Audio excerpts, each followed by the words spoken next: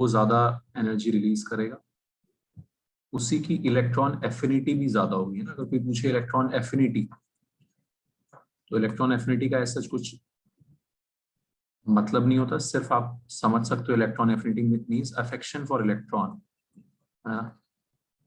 Affection या love for electron, किसमें किसको ज्यादा पसंद है इलेक्ट्रॉन, क्लोरीन को। इलेक्ट्रॉन एफिनिटी हम बोलेंगे तो इलेक्ट्रोनेगेटिविटी और इलेक्ट्रॉन एफिनिटी में ये डिफरेंस रहेगा। इलेक्ट्रॉन एफिनिटी आएगी बच्चों इलेक्ट्रॉन गेन एंथैल्पी के अकॉर्डिंग।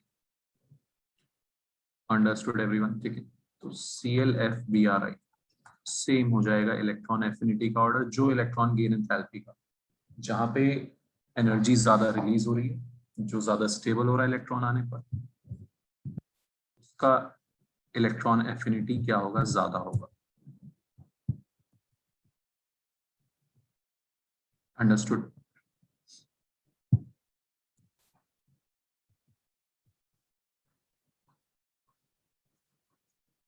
सिक्सटीन ग्रुप में से टेपो इलेक्ट्रोनेगेटिविटी का ऑर्डर और इलेक्ट्रॉन एफिनिटी या इलेक्ट्रॉन गेन एंथैल्पी का ऑर्डर, उसमें ऑक्सीजन लास्ट पोजीशन पे पहुंच जाता है। ये देख लिया था हमने, है ना, कहाँ पहुंच जाता है, लास्ट पोजीशन पे पहुंच जाता है। ये आपको ध्यान रखना है, ठीक है। तो इस चैप्टर में बच्चों ये सब दो जो चीजें हैं जो हमारी ओवरऑल केमिस्ट्री में यूज होंगी, बॉन्डिंग चैप्टर में यूज होंगी, हर जगह ये सब चीजें यूज होने वाली हैं। वो हम प्रॉपर्टीज पढ़ी हैं हमने, ionisation energy, electron, electronegativity, electron affinity, ये सब, इलेक्ट्रॉन गेन एंथैल्पी।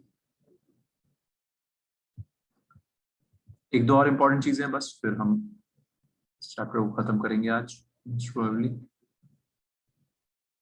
तो इम्पोर्टेंट चीज आ जाती है जो चार्ज डेंसिटी। नेक्स्ट चैप्टर में हम बहुत कुछ इसमें पढ़ेंगे, चार्ज डेंसिटी पे सब कुछ डिपेंड करेगा।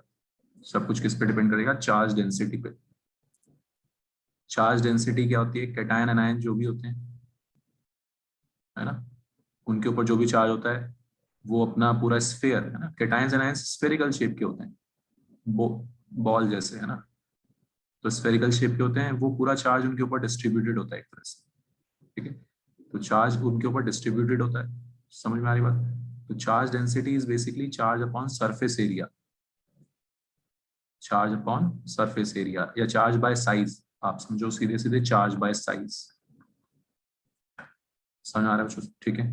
तो चार्ज बाय साइज ये एक बहुत इंपॉर्टेंट फैक्टर होता है बॉन्डिंग वाले चैप्टर में। इस पे बहुत सारी चीजें कि कोवेलेंट कैरेक्टर क्या होता है, कोवेलेंट कैरेक्टर किस पे डिपेंड करता है, ये सब इस पे डिपेंड करेगा, ठीक है, ये सब इस पे डिपेंड करेगा। तो चार्ज डेंसिटी कैसे कंपेयर करते हैं वो देख लेते हैं। ऊपर से नीचे आएंगे, कोई बड़ी बात नहीं, बहुत आसान है, चार्ज सेम है, ठीक है। जो भी कैटायन बनाएंगे ये सब पे चार्ज सेम होगा फर्स्ट ग्रुप वालों पर, और ऑब्वियसली ऊपर से नीचे साइज बढ़ रहा है, तो चार्ज डेंसिटी सबसे ज्यादा किसकी होगी, जो सबसे छोटा बंदा होगा, लिथियम आयन, उसकी चार्ज डेंसिटी सबसे क्या होगी बच्चों, ज्यादा होगी। अंडरस्टूड, कोई दिक्कत।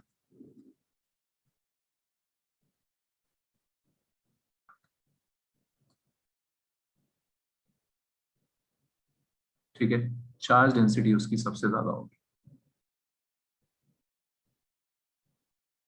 तो इस चार्ज डेंसिटी पे बहुत सारी चीजें डिपेंड करती हैं, जैसे मैंने बताया, जैसे कि फॉर एग्जांपल एक छोटी सी चीज क्या है, हाइड्रेशन एनर्जी। छोटी सी चीज क्या है, हाइड्रेशन एनर्जी। हाइड्रेशन एनर्जी क्या होता है, पानी में जब हम बच्चों NaCl को मिक्स करते हैं सोडियम क्लोराइड को, क्या होता है, वो आयनाइज हो जाता है, आपको पता है, सोडियम आयन और क्लोराइड आयन तैरने लग जाते हैं पानी में, आयनाइज हो जाता है, आयनिक कंपाउंड आयनाइज हो जाते हैं Na+Cl-, ठीक, पानी में।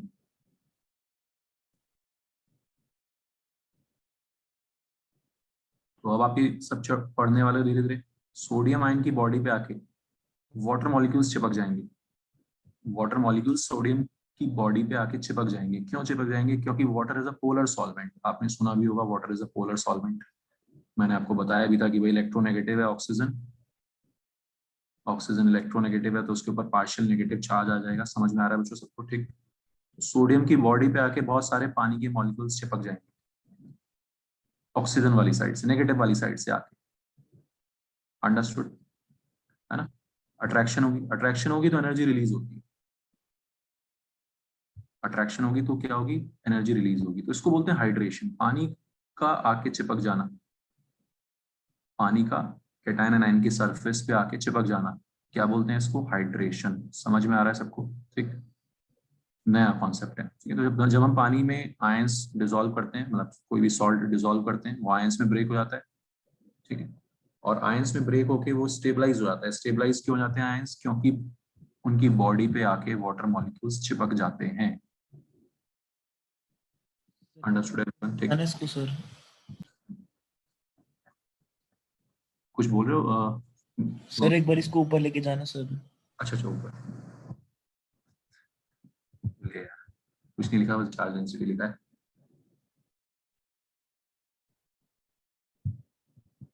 ठीक है अच्छा, तो ये बताओ मेरे को सबसे पहले, चार्ज समझ में आया सबको? हाइड्रेशन का मतलब, हाइड्रेशन एनर्जी का मतलब क्या होता है? हाइड्रेशन की वजह से जो एनर्जी रिलीज होगी बच्चों, उसको बोलते हैं हाइड्रेशन एनर्जी। ठीक है, हाइड्रेशन की वजह से जो एनर्जी रिलीज होगी उसको बोलते हैं हाइड्रेशन एनर्जी। ये सब टर्म्स का हमें मतलब पता होना चाहिए। Energy released due to hydration of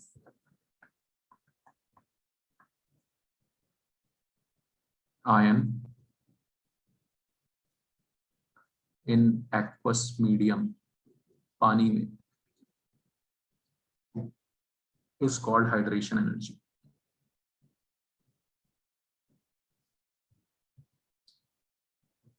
clear everyone? Hydration energy का मतलब समझ आ गया बच्चों सबको? ठीक है, तो कैटायंस एनायंस पानी में क्यों स्टेबल हो जाते हैं? क्योंकि water is a polar solvent. आपने सुना भी होगा, like dissolves like, like dissolves like, है ना? पोलर में पोलर चीजें डिसॉल्व होती हैं। उसका रीजन यही होता है बच्चों, पोलर, पानी हमारा पोलर सॉल्वेंट है ना? जो भी पोलर या आयंस आएंगे उनके साथ वो अट्रैक्शन मारेगा, अट्रैक्शन हो जाएगा तो फिर स्टेबिलिटी आएगी, अट्रैक्शन होने से क्या आएगी, स्टेबिलिटी आएगी। तो इसलिए लाइक डिसॉल्व्स लाइक, घुल जाती हैं चीजें उसमें। ठीक है, तो पोलर सॉल्वेंट में पोलर चीजें डिसॉल्व हो जाती हैं। समझ आ रहा है सबको? ठीक है, तो एनर्जी जो रिलीज होगी, स्टेबिलिटी आ रही है, एनर्जी रिलीज हो रही है due to hydration of ion in aqueous medium, is called hydration energy. किसके लिए ज्यादा होगी ये? जिसका चार्ज डेंसिटी ज्यादा होगा, directly proportional to charge density. समझ में आ रहा है सबको? ठीक, जितनी ज्यादा अट्रैक्शन होगा, है ना, जितना ज्यादा अट्रैक्शन होगा उतना ज्यादा हाइड्रेशन एनर्जी होगा। अट्रैक्शन कौन सबसे ज्यादा मारता है? चार्ज डेंसिटी जिसकी सबसे ज्यादा होती है ना? तो ये सब आप फिजिक्स में पढ़ोगे, चार्ज डेंसिटी का एक इंपॉर्टेंट रोल हो जाता है, चार्ज अपॉन सरफेस एरिया। ठीक, तो जितना छोटा कैटायन होगा उतना उसके ऊपर चार्ज डेंस होगा। क्यों? चार्ज तो सेम है, साइज छोटा है, तो चार्ज डेंसिटी ज्यादा होगी, वो ज्यादा अट्रैक्शन, वो ज्यादा इलेक्ट्रिक फील्ड क्रिएट करेगा। वो सब आपको बात की बात है। अभी आप सीधे याद रखो, hydration energy directly proportional to charge density. बताओ जो समझ में आ गया सबको ये? Any doubt? ऋषित समझ में आ गई बात? Nandita, Navya, any doubt? Yes sir. Okay, yes sir. Charge density का मतलब समझ में आ गया, किस कैसे कंपेयर करेंगे वो, और भी एग्जांपल्स देखेंगे। ऊपर से नीचे तो सीधे सीधे चार्ज डेंसिटी डिक्रीज होनी है, इसलिए ऊपर से नीचे हाइड्रेशन एनर्जी भी बच्चों डिक्रीज होनी है। सीधा सा फंडा है हाइड्रेशन एनर्जी का ऑर्डर।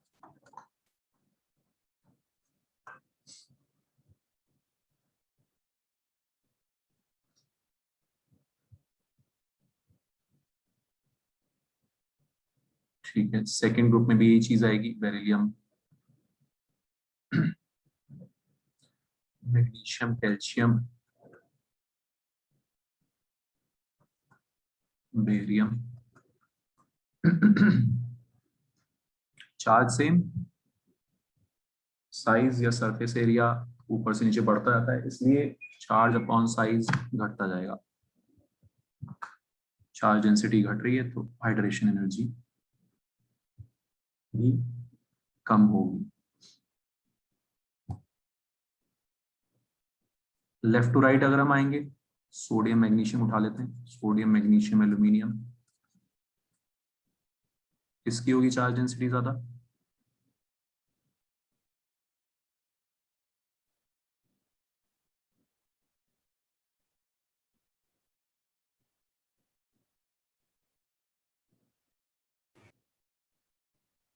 चार्ज भी ज्यादा है मैग्नीशियम पे, साइज भी छोटा हो गया। आपको पता है कैटायन का साइज छोटा रहता है, कैटायनिक चार्ज जितना ज्यादा साइज उतना छोटा। एक तो चार्ज भी डबल, सोडियम के मुकाबले चार्ज भी डबल और साइज भी छोटा, तो बहुत तगड़े लेवल पे इंक्रीज होती है charge density left to right. समझ में आ रहा है सबको? ठीक, चार्ज डेंसिटी बहुत तेजी से इंक्रीज होती है from left to right. Understood everyone? ठीक है, sodium ion Na plus plus one charge है, साइज जो है सो है। मैग्नीशियम आयन डबल हो गया चार्ज, साइज और छोटा हो गया, और छोटा हो गया साइज। एल्यूमिनियम आयन और छोटा हो गया साइज, चार्ज ट्रिपल हो गया। तो इससे बहुत सारी चीजें आएंगी, कोवेलेंट कैरेक्टर, ये सब वो हम नेक्स्ट चैप्टर में पढ़ेंगे। ठीक है, जो चार्ज डेंसिटी समझ आ गया सबको? ओके,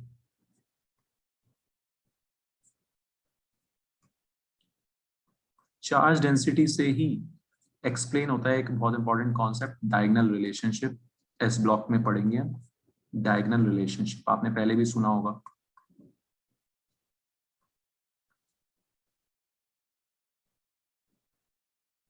क्या होता है डायगोनल रिलेशनशिप? कि भाई हर फैमिली का, फर्स्ट ग्रुप का, सेकंड ग्रुप का, थर्ड ग्रुप का, हर फैमिली का सबसे छोटा मेंबर, सबसे छोटा मेंबर थोड़ा सा अलग हरकतें दिखाता है, अपनी फैमिली की बात नहीं मानता, है ना, अपनी फैमिली की बात नहीं मानता। सोडियम पोटेशियम रुबिडियम सीजियम अलग तरह की हरकतें दिखाते हैं, मतलब सोडियम पोटेशियम रुबिडियम सीजियम सब एक जैसी हरकतें दिखाते हैं, लेकिन लिथियम थोड़ा सा अलग हरकतें शो करता है, अलग प्रॉपर्टीज शो करता है, डिफरेंस आता है प्रॉपर्टीज में। बात समझ में आ रही है बच्चों? तो हमारा पूरा जो इनऑर्गेनिक होगा, एस ब्लॉक होगा, वो इन्हीं के अराउंड रिवॉल्व करने वाला है। ठीक है, इन्हीं के अराउंड रिवॉल्व करने वाला है कि सबसे पहला मेंबर अपनी फैमिली की बात नहीं मानता, उनके जैसी हरकतें नहीं दिखाता, पड़ोसी पड़ोसी ग्रुप के सेकंड मेंबर जैसी हरकतें दिखाता है, पड़ोसी ग्रुप के सेकंड मेंबर जैसी हरकतें शो करता है। Lithium shows similar properties to magnesium. This is called diagonal relationship. क्या बोलते हैं बच्चों इसको? diagonal relationship। समझ में आ रही बात सबको? ठीक है, हर ग्रुप का सबसे छोटा मेंबर अपनी ग्रुप की बात ना मान के, उनके जैसी प्रॉपर्टीज ना शो करके, पड़ोसी ग्रुप के सेकंड मेंबर जैसी हरकतें शो करता है, बेरिलियम एल्यूमिनियम जैसी हरकतें शो करता है, ना कि अपने ग्रुप के जैसी। This is known as diagonal relationship. समझ में आया सबको बच्चों? ठीक है, और इसका रीजन भी होता है चार्ज डेंसिटी, उनकी थोड़ी सिमिलर होती है ना। एक लिथियम आयन है, एक मैग्नीशियम आयन है। लिथियम पे साइज प्लस वन है, मतलब चार्ज प्लस वन है लेकिन साइज छोटा है। मैग्नीशियम पे चार्ज डबल हो गया, साइज लेकिन लिथियम से तो बड़ा होगा, एक शेल ज्यादा है। तो इनका जो चार्ज डेंसिटी है वो कुछ कुछ सिमिलर हो जाता है। ये रीजन दिया जाता है, reason for diagonal relationship is similar charge density again. बताओ जो कहानी समझ में आई सबको? रौनक समझ में आएगी? श्रेया, सिया? Yes sir. ठीक है, तो this is called diagonal relationship and this is again, इसका रीजन भी क्या होता है बच्चों? Similar charge density of lithium and magnesium, या similar charge density of beryllium ion and aluminium ion. Okay, तो हम ये सब बहुत डिटेल में इस ब्लॉक में भी पढ़ेंगे। अभी मैंने बस यहाँ पे आपको इंट्रोड्यूस किया है कि फर्स्ट ग्रुप, मतलब हर ग्रुप का पहला बंदा अपने ग्रुप की बात नहीं मानता, एनोमलस बिहेवियर दिखाता है। एनोमलस मतलब डिफरेंट बिहेवियर। ठीक है, और उसकी diagonal relationship with second member of the next family. Clear है बच्चों? रीजन क्या है उसका? Again similar charge density. ठीक, तो लिख लेते हैं इसको वर्ड्स में। First group of, first member of each group, first member of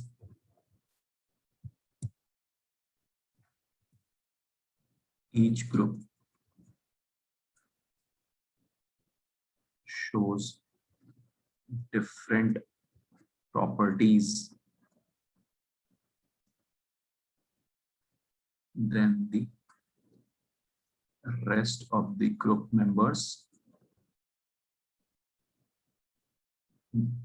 इसको क्या बोलते हैं? एनोमलस बिहेवियर, बदतमीजी भरा behaviour. And shows properties similar to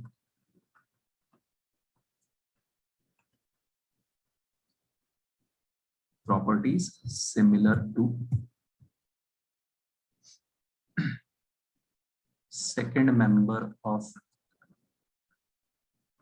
next group. This is called diagonal relationship.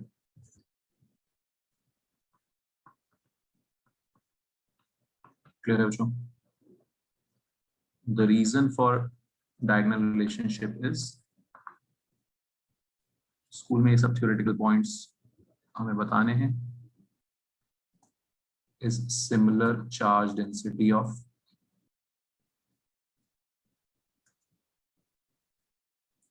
lithium ion and magnesium ion और beryllium ion and aluminium ion. ठीक है बच्चों, ये सब. और फिर बहुत सारी हम ऐसी प्रॉपर्टीज पढ़ेंगे भी. एक दो मैं आपको भी बता देता हूँ, आपको थोड़ा सा आपने शायद पहले भी पढ़ा है, 9th में भी थोड़ा बहुत भी पढ़ते हो आप. सोडियम कार्बोनेट डिकम्पोज नहीं होता on heating. Do not decompose on heating. कोई भी कार्बोनेट नहीं होता फर्स्ट ग्रुप का. लिथियम हो जाता है, ओनली लिथियम कार्बोनेट डिकम्पोज. ठीक है, क्यों? वो किसकी ऐसी हरकतें दिखा रहा है? सेकेंड ग्रुप के मैग्नीशियम जैसी हरकतें दिखा रहा है. समझ में आ रही बात बच्चों? ठीक है, तो पोटेशियम, सोडियम, रुबिडियम, इन सबके carbonates do not decompose on heating. आपने पढ़ा है 9th में भी, है ना? तगड़े होते हैं, आयनिक सॉलिड्स होते हैं, तगड़े होते हैं, आयनिक करेक्टर ज्यादा होता है इनमें. ठीक है, तो हम बॉन्डिंग चैप्टर में पढ़ेंगे. लिथियम में आयनिक करेक्टर कम होता है, रीजन उसका वही होगा, चार्ज डेंसिटी. तो एक छोटा सा एग्जांपल दिया मैंने आपको, है ना? लिथियम थोड़ी अलग हरकतें दिखा रहा है, अपने ग्रुप की नहीं दिखा रहा, पड़ोसी ग्रुप के दूसरे मेंबर जैसे दिखा रहा है. इसको बोलते हैं डायगोनल रिलेशनशिप. Understood everyone? कोई डाउट बच्चों? लिख लिया ये सबने? किसी को कोई पॉइंट में दिक्कत बता दो.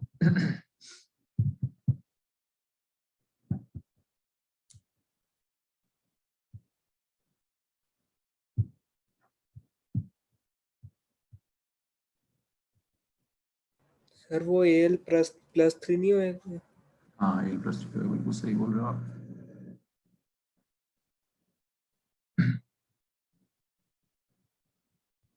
ठीक है, एक छोटा सा एग्जांपल बस मैंने यहाँ पे दिया. पूरा हम ये इस ब्लॉक में पढ़ेंगे. इस ब्लॉक में ये सब गंदी गंदी बातें हमने पढ़नी है, याद करनी है.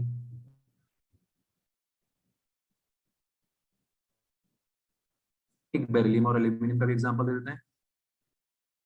बेरिलियम पहले दो ग्रुप्स में इकलौता होगा जो एम्फोटेरिक ऑक्साइड होगा. कैसा ऑक्साइड होगा? एम्फोटेरिक. याद करना है आपको एम्फोटेरिक ऑक्साइड्स कौन कौन से होते हैं.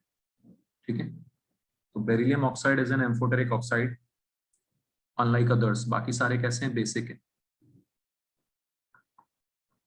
सबको समझ में आई है? एम्फोटेरिक का मतलब जो एसिड और बेस दोनों के साथ रिएक्ट करे.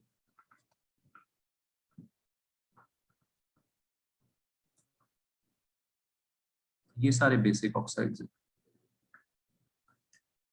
ठीक है, तो बेरिलियम के साथ डायगोनल रिलेशनशिप एल्यूमिनियम की. तो बेरिलियम और एल्यूमिनियम दोनों के ऑक्साइड्स कैसे होते हैं? Amphoteric oxides. याद रखना है बच्चों बहुत अच्छे से.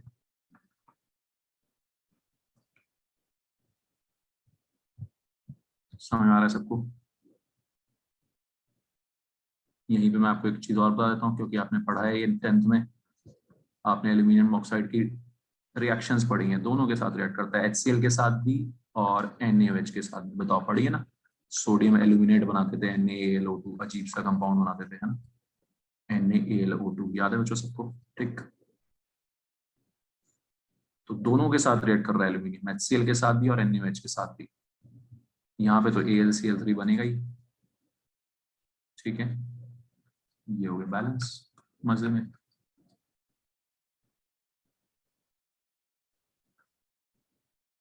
NaAlO2 बना, ऊपर लेके जा सकते हो सर जरा सा? ठीक है। साथ में क्या, H2O। सर एक बार जरा सा ऊपर लेके जा सकते हो इसको? बिल्कुल लेके जा सकते हैं ऊपर, बहुत आसान है इसको ऊपर लेके जाना। और ऊपर, नहीं सर, सर K2CO3C सर बस। अच्छा अच्छा।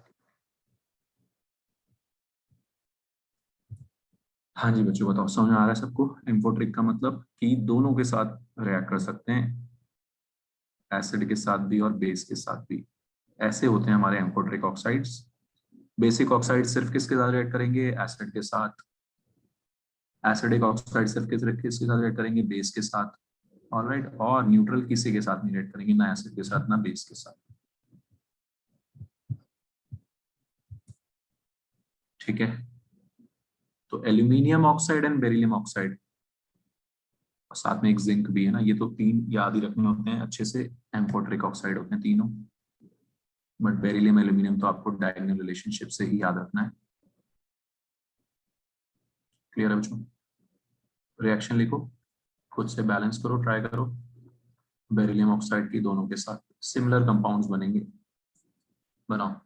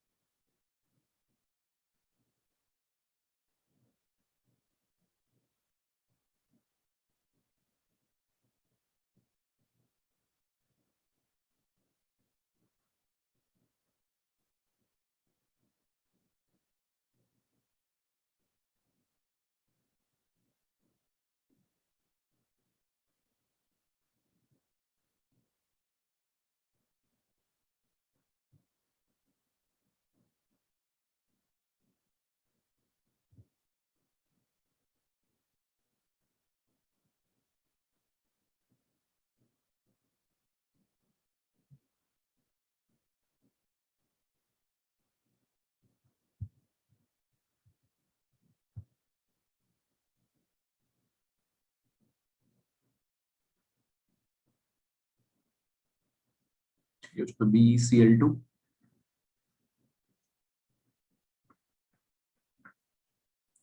और यहाँ पे Na2BeO2, sodium beryllate, sodium aluminate. ये एस ब्लॉक में फिर से कराएंगे, है ना। तो ये सब जो इनऑर्गेनिक वाला गंदा पोर्शन होता है, इसको याद करने का यही तरीका है, 2-3 बार पढ़ लें तभी जाके याद होता है ये सब चीजें बच्चों, है ना। कोशिश करेंगे हम 2-3 बार 11th में इसको कर लें, एक बार यहाँ पे एक बार एस ब्लॉक में, इस तरह से, ठीक है। Na2BeO2 बनता है, वैलेंसी एल्यूमिनियम की 3 है तो 3 और 1 4 मिलके 2 ऑक्सीजन के बराबर, सोडियम की 1 और बेरिलियम की वैलेंसी 2 होती है तो 2 और 2 4, इसलिए 2 सोडियम लगे हुए हैं। इस तरह से याद रख लेंगे।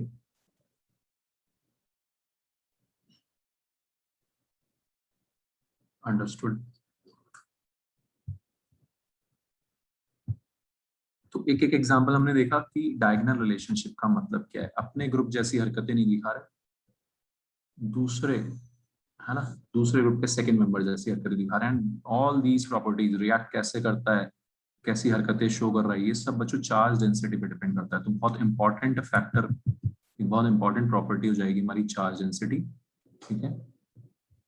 नेक्स्ट चैप्टर में बॉन्डिंग में भी हम इसको यूज करने वाले हैं।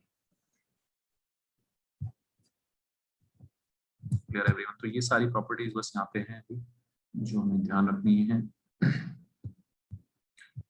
इसके अलावा इस चैप्टर में और क्या क्या है, पीरियोडिक टेबल में कुछ बाद वाले एटॉमिक नंबर्स का नाम किस तरह से दिया गया है, जैसे है ना नंबर की तरह से 100 है, क्या है 100, ये है 101। तो अन मीन्स 1, निल मीन्स 0, अन मीन्स 1, अन निल अनियम, ईयम लगा देते हैं सबके लास्ट में, ठीक है।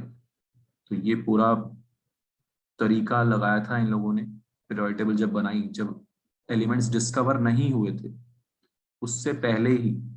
बाद में जो डिस्कवर होने वाले थे उनके नाम इन्होंने पहले ही रख दिए कि यार अगर कोई एटॉमिक नंबर 101 वाला आया है ना, तो उसका नाम अभी हम ये रख देते हैं अनिल अनियम, बाद में उसका नाम जो पड़ेगा सो पड़ेगा। समझ में आ रहा है मुझे सबको तरीका, ठीक है। तो अन मीन्स 1, निल मीन्स 0, तो आसान है ही। तो 101 unnil unium. Any doubt?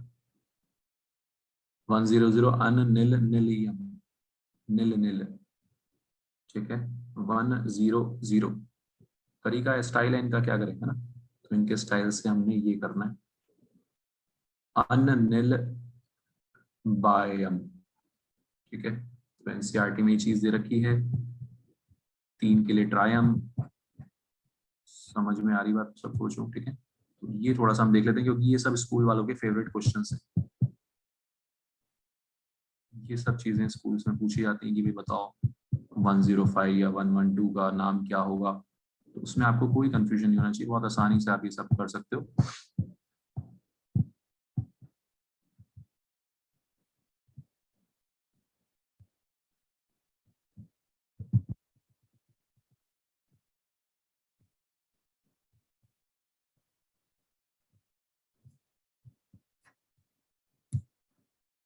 Clear है जो 103 Anil ट्रायम।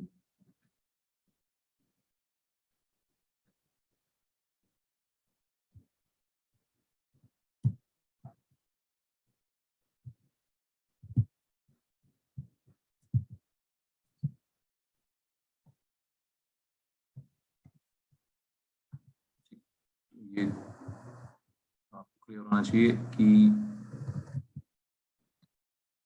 notation for IUPAC nomenclature of elements, IUPAC nomenclature है nil means 0, 1 means un, 2 means bi, tri, quad, pent, except, sept, 7 के लिए sept, oct और in, ये याद रखना है आपको, in समझ आ रहा है, ठीक है।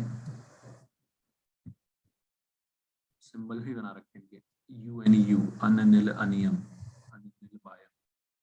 क्लियर हो? बहुत आसान सी चीज है, एक बार में याद हो जाएगी, कोई बड़ी बात है नहीं इसमें। लिख लेते हैं एक बार, क्वाड है ना, 4 के लिए क्या यूज किया इन्होंने, quad, unnil quadium. These are the IUPAC nomenclature of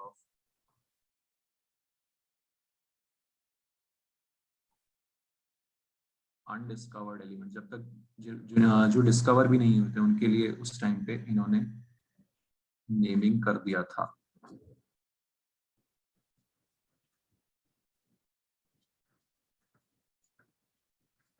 Pentium, हेक्सियम, सेप्टियम,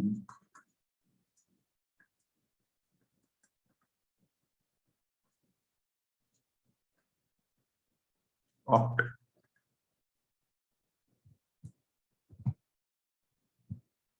ऑक्टी है ना, हाँ मेरे को भी कभी हुए दिमाग से निकल जाती है सारी चीजें। एनियम, एन, 9 के लिए enn, E double N, unnil ennium, ठीक है कोई दिक्कत नहीं है। फिर 110 के लिए क्या हो जाएगा, अन अननिलियम, अन अन 110,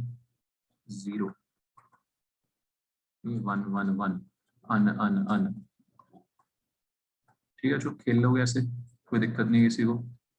11 वायम, 112। So this is the way of nomenclature. एक चीज ये है आपको ध्यान रखनी है यहाँ पे, जो अनडिस्कवर्ड एलिमेंट्स हैं उनके लिए भी।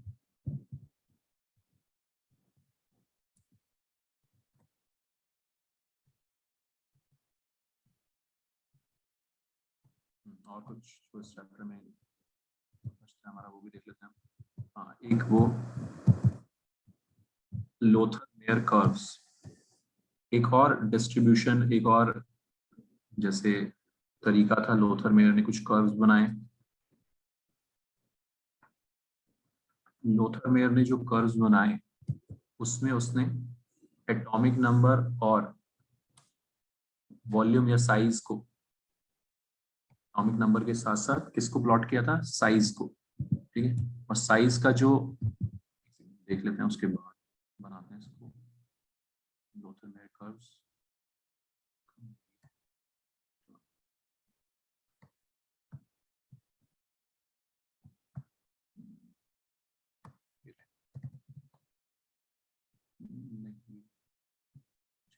एच का वेरिएशन है।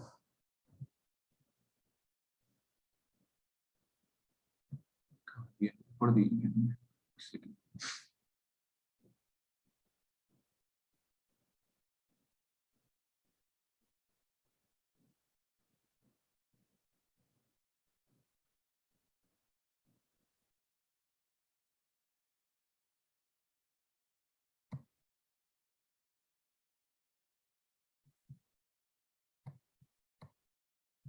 अरे कहाँ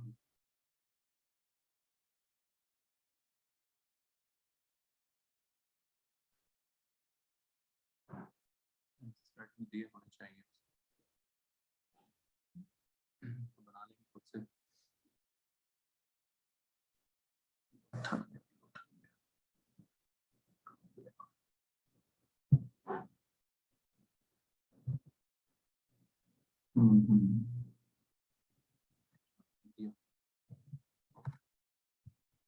कोई बात नहीं। तो लोथर मेयर कर्व्स विच में इंपॉर्टेंट है, क्या होता है उसमें, साइज या एटॉमिक वॉल्यूम और एटॉमिक नंबर को जब उन्होंने प्लॉट किया, ठीक है, तो किस टाइप के कर्व्स बने।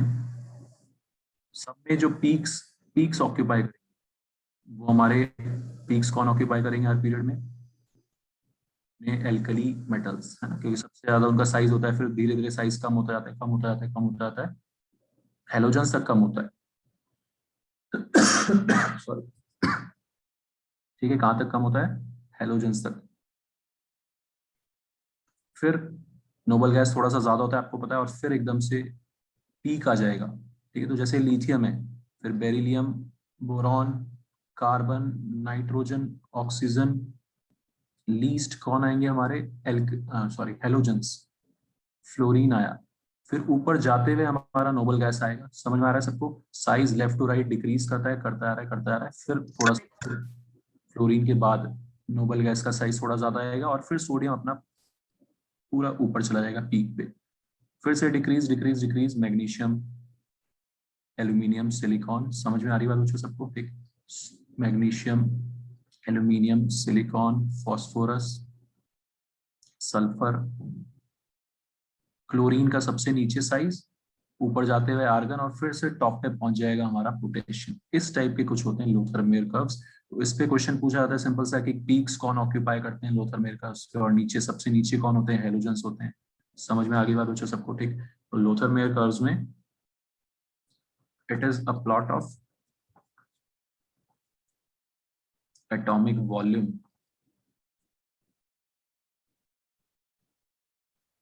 on y-axis and atomic number on z-axis.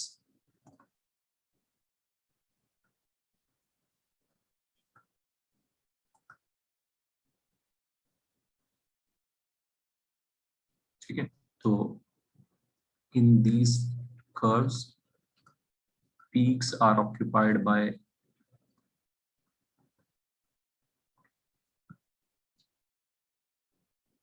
alkali metals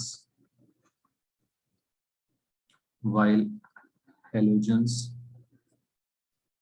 occupy the bottommost points.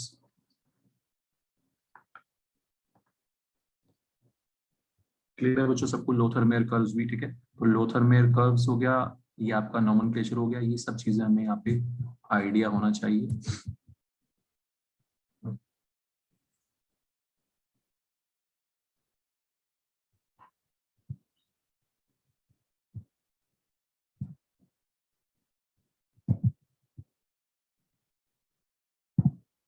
Clear? तो ये सब मिला के बच्चों आपका फिर फाइनली ये chapter finish, third chapter, and now we can move on to our next chapter. तो आपको अब इसमें क्या करना है, क्वेश्चंस करने हैं, है ना। क्वेश्चंस यहाँ पे बहुत कम मिलेंगे आपको, क्योंकि इससे क्वेश्चंस थोड़े से कम आते हैं कॉम्पिटेटिव एग्जाम्स में, है ना। तो बहुत ज़्यादा आपको कहाँ थोड़े थोड़े मिलेंगे क्वेश्चंस। मैं आपको शीट एक दो बना के भेज दूंगा, वो तो कर ही लेना आप लोग ट्राई। बाकी आप लोग इसके क्वेश्चंस थोड़े से एनसीईआरटी से भी सब्जेक्टिव प्रॉब्लम्स भी देख लेना, रीजनिंग वगैरह वाले। क्लियर है? सबसे छोटा चैप्टर है आफ्टर पहले दो बड़े चैप्टर्स के बाद ये छोटा चैप्टर है। थर्ड चैप्टर वापस से हमारा बड़ा होने वाला है, सॉरी फोर्थ चैप्टर फिर वापस से बड़ा होने वाला है, केमिकल बॉन्डिंग और इंपॉर्टेंट। ठीक है, तो यहाँ पे आपको सारी प्रॉपर्टीज क्या होती हैं, पीरियोडिक टेबल कैसा दिखता है, लोकेशन कर बताना, ये अनिल अनियम और ये सब, है ना। ये हमने क्या देखा, ये आईयूपीएसी नोमेनक्लेचर, लोथर कर्व्स, ये सारी चीजें आपको याद रखनी है। Understood everyone? क्लियर है बच्चों? कोई दिक्कत? ये लिख लिया था किसने, कौन लिख रहा था ये? लिख लिया बच्चों एक गोविंद? बढ़े आगे, बताओ बच्चों, कोई डाउट किसी को समझ में आ रहा है सबको? कोई दिक्कत? अनुराग, आदित्य, अर्नव,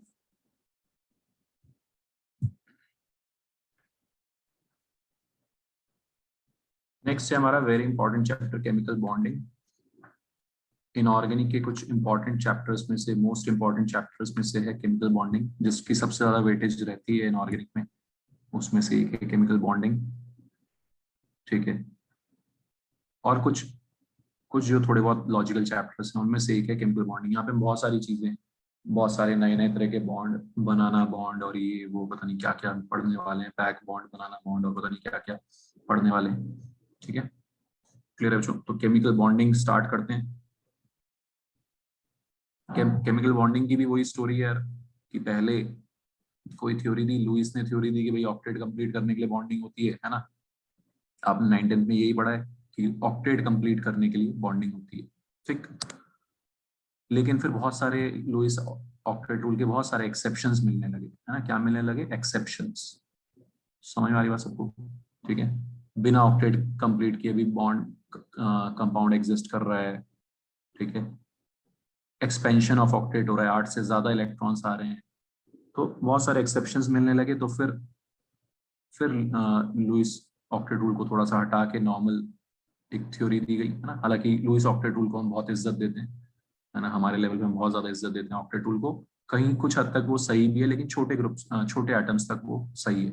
जब डी नहीं आता सेकेंड पीरियड तक वो सही है। ठीक है, क्लियर है बच्चों? तो केमिकल बॉन्डिंग स्टार्ट करते हैं अपने वही लुईस ऑक्टेट रूल से।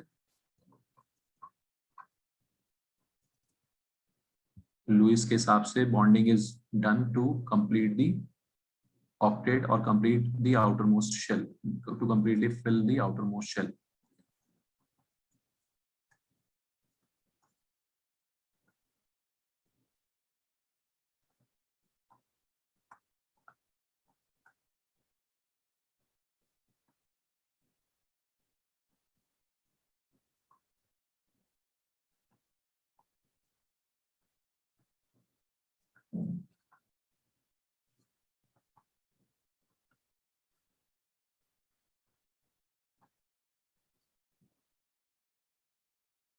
ठीक है, तो लुईस डॉट स्ट्रक्चर्स पहले ही बनाए आपने, यहाँ पे भी बनेंगे लुईस डॉट स्ट्रक्चर्स। एक दो देख लेते हैं।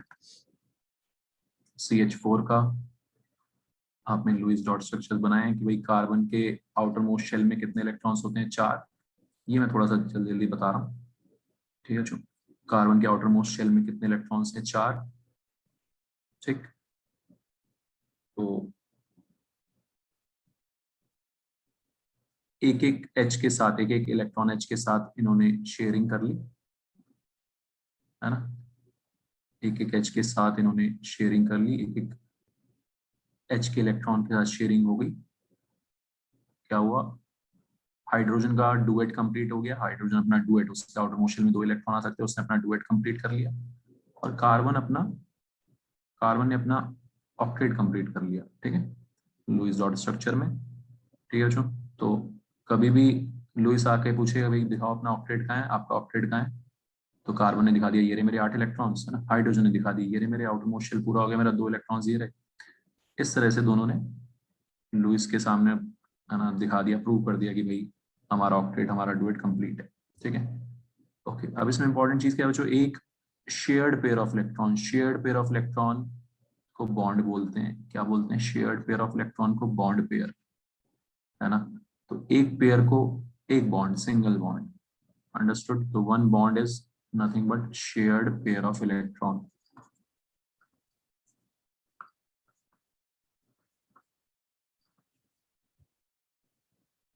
क्लियर है सबको term, shared pair of electron या फिर बॉन्ड पेयर। ठीक है, तो एक एक इलेक्ट्रॉन शेयर हो रहा है तो सिंगल बॉन्ड। CO2 में दो दो इलेक्ट्रॉन शेयर होंगे, क्योंकि ऑक्सीजन की रिक्वायरमेंट कितने की है? 2 की है ना। ये सब आपने किया है ना 10th में, इसलिए थोड़ा सा मैं जल्दी जल्दी बता रहा हूँ। ऑक्सीजन के आउटर मोस्ट शेल में कितने इलेक्ट्रॉन्स होते हैं? 6। रिक्वायरमेंट कितनी है उसकी? 2 की। उसने दो दो इलेक्ट्रॉन शेयर कर लिए कार्बन के साथ। ठीक, लुईस ने आगे पूछा भाई दिखाओ तुम्हारा ऑक्टेट कहाँ है। कार्बन ने बोला ये रहे मेरे 8 इलेक्ट्रॉन्स। क्लियर है बच्चों? ऑक्सीजन से पूछा तो उसने बताया ये रहे मेरे 8 इलेक्ट्रॉन्स। दोनों ने दो दो इलेक्ट्रॉन्स शेयर किए इसलिए डबल बॉन्ड, दो दो इलेक्ट्रॉन्स शेयर्ड किए इसलिए डबल बॉन्ड। ऑक्सीजन पे कुछ अनशेयर्ड पेयर भी है। क्या है? अनशेयर्ड पेयर ऑफ इलेक्ट्रॉन्स, जिनको क्या बोलते हैं? Lone pairs. ठीक है, समझ में आ रही बात बच्चों? ठीक है, तो ये अनशेयर्ड, जो शेयरिंग में नहीं गए।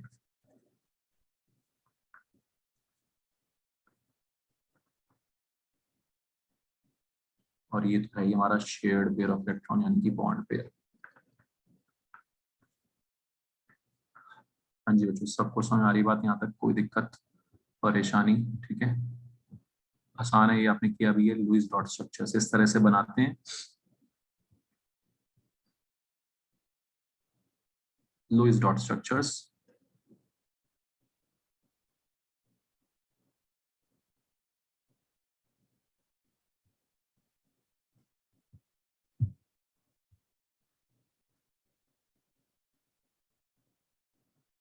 तो हमें ये हिसाब किताब लगाना सीखना है कि कितने बॉन्ड बनेंगे, कितने लोन पेयर आएंगे। आगे हमें ये हेल्पफुल रहेगा जो ये हिसाब किताब लगाना। ठीक है, आगे हमारी मदद करेगा ये हिसाब किताब। यहीं पे हम कुछ कंपाउंड्स का नंबर ऑफ बॉन्ड निकालना, नंबर ऑफ लोन पेयर निकालना सीख रहे हैं। Clear everyone? जैसे ट्राई करो अब आप लोग SO2, चलो पहले SO3 करते हैं। SO3 में कैसे बनेंगे बॉन्ड्स? तो आपको कोई भी बनाना स्ट्रक्चर तो आपको एक चीज डिसाइड करनी है। क्या चीज डिसाइड करनी है? जो लेस इलेक्ट्रोनेगेटिव होगा या जो ज्यादा बॉन्ड बना सकता है वो जाएगा, वो सेंट्रल एटम हो जाएगा। ठीक, वो क्या हो जाएगा बच्चों? Central atom. CO2 में ऑक्सीजन को बीच में नहीं रखा हमने, कार्बन को रखा है। CO2 में किसको बीच में रखा है हमने? कार्बन को, क्योंकि ज्यादा बॉन्ड कौन बना सकता है? कार्बन। ज्यादा हाथ किसके पास है? कार्बन के पास। इसलिए उसको सेंट्रल एटम रखा है। क्या रखा है उसको? Central atom. ऑक्सीजन तो 2 ही बॉन्ड बनाता है। समझ आती सबकी बात? ठीक, तो लेस इलेक्ट्रोनेगेटिव को जनरली जनरली है ना, आप बोलोगे कार्बन में तो सर, कार्बन और हाइड्रोजन में तो कार्बन ज्यादा इलेक्ट्रोनेगेटिव है, लेकिन कार्बन ज्यादा बॉन्ड बनाता है इसलिए वो बीच में। ठीक, तो सल्फर और ऑक्सीजन में सल्फर बीच में आएगा, सल्फर हो जाएगा हमारा central atom. Understood everyone? Sulphur के आउटर मोस्ट शेल में कितने इलेक्ट्रॉन्स हैं? 6। ऑक्सीजन के आउटर मोस्ट शेल में कितने इलेक्ट्रॉन्स हैं? 6। ठीक, तो ऑक्सीजन की 2 की रिक्वायरमेंट है, सल्फर उसकी रिक्वायरमेंट्स पूरी कर देगा। सल्फर के पास 6 इलेक्ट्रॉन्स हैं, सारे के सारे शेयरिंग में चले जाते हैं उसकी, है ना। लुईस ऑक्टेट रूल की धज्जियां उड़ गई, एक्सपेंशन ऑफ ऑक्टेट हो रहा है।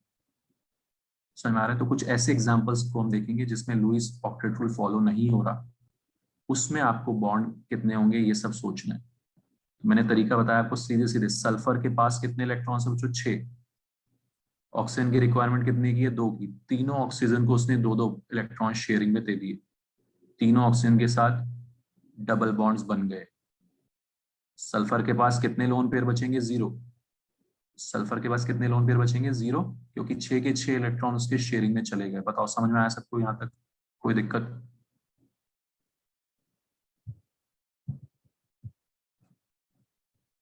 बता दो भाई। गोविंद क्लियर है ये? Yes sir. Harsimrat understood? Yes sir.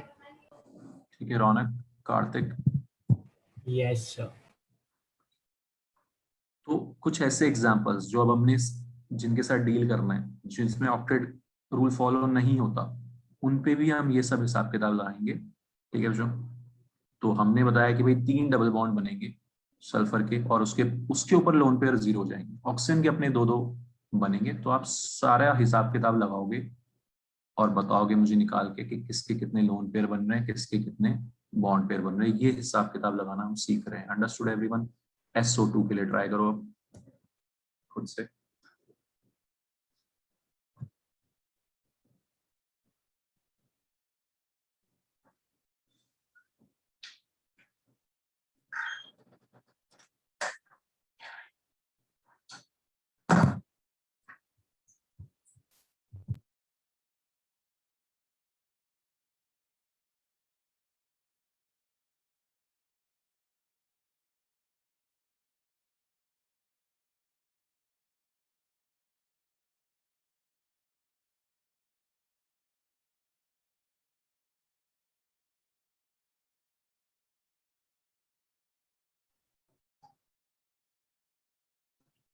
हाँ जी बच्चों, समझ में आ रहा है सबको कैसे हिसाब किताब लगाना है?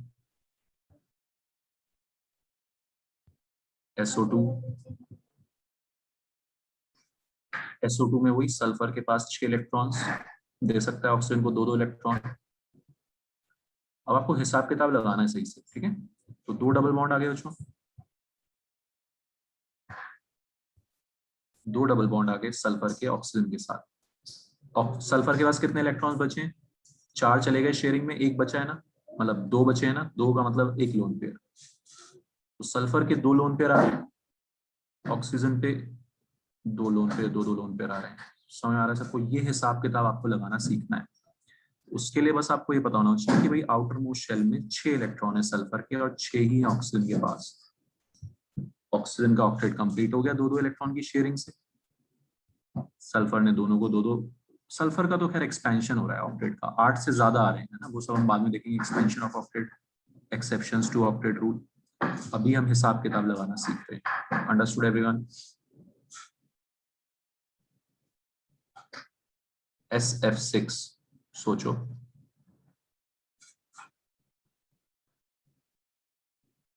SF4,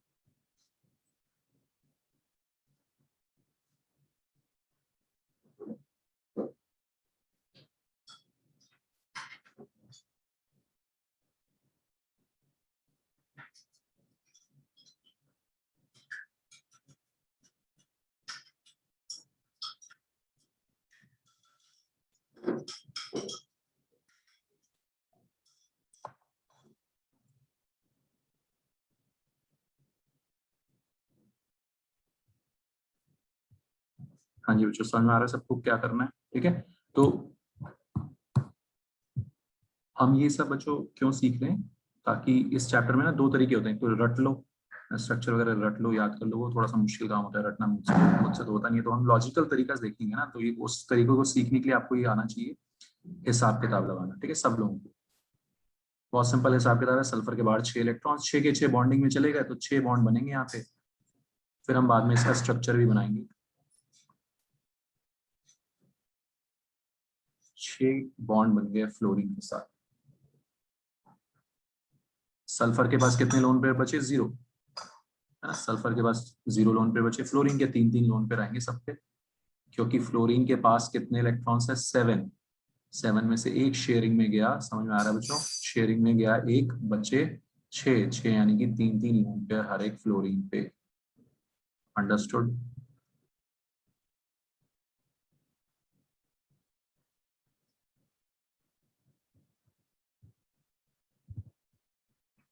SF4 में सल्फर के साथ 4 फ्लोरीन लगे हुए हैं,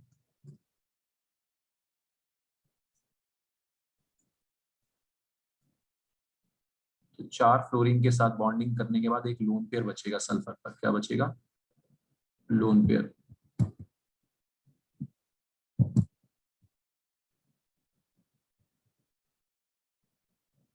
अंडरस्टूड? तो एक लोन पेयर आ गया सल्फर पे, क्योंकि 6 इलेक्ट्रॉन सल्फर के पास है ना, एक एक इलेक्ट्रॉन का हिसाब किताब रखना है, 6 में से 4 बॉन्डिंग में गए, तो यहाँ पे यानी कि एक लोन पेयर, और फिर 3 लोन पेयर फ्लोरीन्स पर।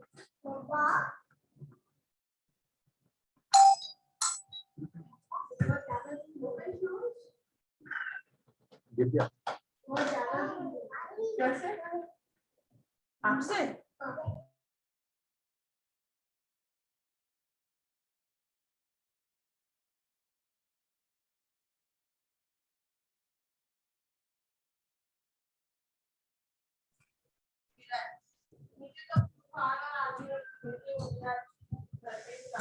Clear everyone? ठीक है, SF4 SF6 समझ में आ गया, सल्फर के कितने कंपाउंड्स हो सकते हैं समझ में आ गया बच्चों सबको, ठीक है।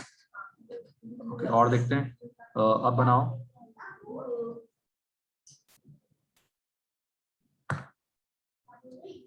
IF3, IF3, BRF5, iodine, bromine, सबके आउटर मोस्ट शेल में कितने इलेक्ट्रॉन्स होते हैं, 7। सब सिर्फ ये याद रखना है ना, सल्फर के आउटर मोस्ट शेल में 6, 17 ग्रुप के आउटर मोस्ट शेल में 7 होंगे, सब में फ्लोरीन, क्लोरीन, ब्रोमीन, आयोडीन, सब में आउटर मोस्ट शेल में कितने इलेक्ट्रॉन्स होंगे बच्चों, 7। बनाओ IF3 में कितने लोन पेयर किसके पास, BRF5 में किसके पास कितने लोन पेयर।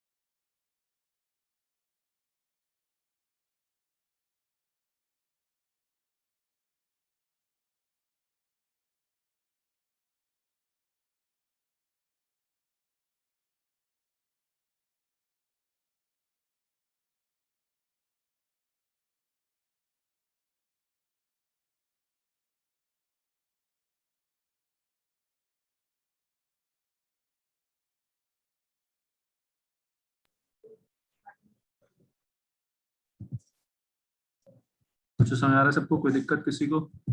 नव्या, any doubt? Nandita? No, sir. IF3 है ना? तो आपको बस ये बताना चाहिए आउटर मोस्ट शेल में 7 इलेक्ट्रॉन्स हैं आयोडीन के, ठीक है? Clear everyone? 7 में से 3 चले जाएंगे शेयरिंग में, तो आयोडीन के पास कितने बचेंगे बच्चों? 4 इलेक्ट्रॉन्स। 4 इलेक्ट्रॉन्स मतलब 2 लोन पेयर। अंडरस्टूड? अभी कैसे भी सजा दो इनको, शेप वगैरह तो हम बाद में निकालना सीखेंगे इनकी, ठीक है? सबकी इनकी हम शेप्स वगैरह निकालना सीखेंगे बाद में। इस चैप्टर में हमने यही करना है, कंपाउंड्स की शेप निकालना सीखना, मॉलिक्यूल्स का शेप निकालना है सीखना है। किसमें कितने लोन पेयर आ रहे हैं ये हिसाब किताब लगाना आप सीख लो सब लोग। Change.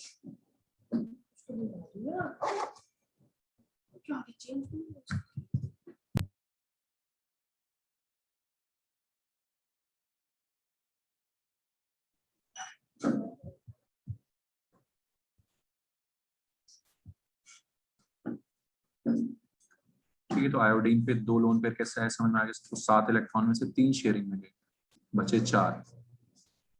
फ्लोरीन के पास तो एक एक ही शेयरिंग में जा रहा है फ्लोरीन का, तो 6 बचेंगे। ठीक है बच्चों, तो ये अब सबको नॉर्मलाइज लग रहा है, आसान लग रहा है कैसे करना है? BRF5। गोविंद बताओ आंसर इसमें।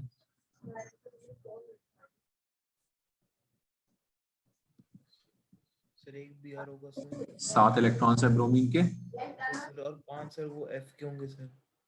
हाँ 5 बॉन्ड एफ के होंगे फ्लोरीन के। बोल रहे गोविंद? यस सर 5 एफ के वो होंगे फिर। हाँ, और ब्रोमीन पे कितने लोन पे रहेंगे? एक। यस सर क्योंकि 5 तो एफ 5 वो एफ के पास चले जाएंगे, बाकी ब्रोमीन के पास बचेंगे। 2 बचेंगे मतलब एक लोन पे, ठीक है? Yes sir. ठीक है, वेरी गुड, सबको समझ आ गई बात? ये हमने सीखना है।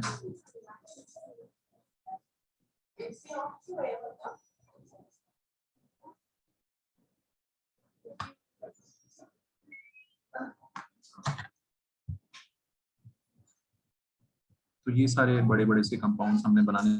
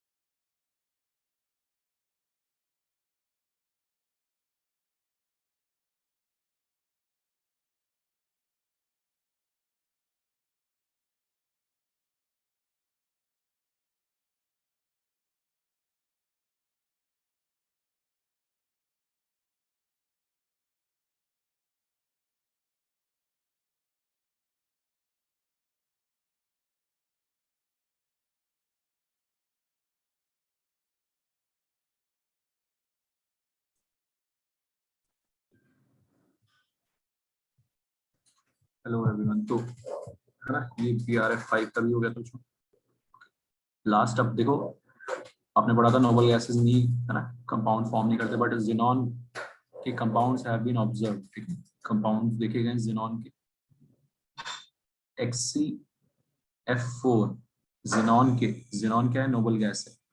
आउटर मोस्ट शेल में कितने इलेक्ट्रॉन्स होंगे? पूरे 8, फिर भी बॉन्डिंग कर रहा है। तो लुईस ऑक्टेट रूल की धज्जियां उड़ रही हैं यहाँ पे।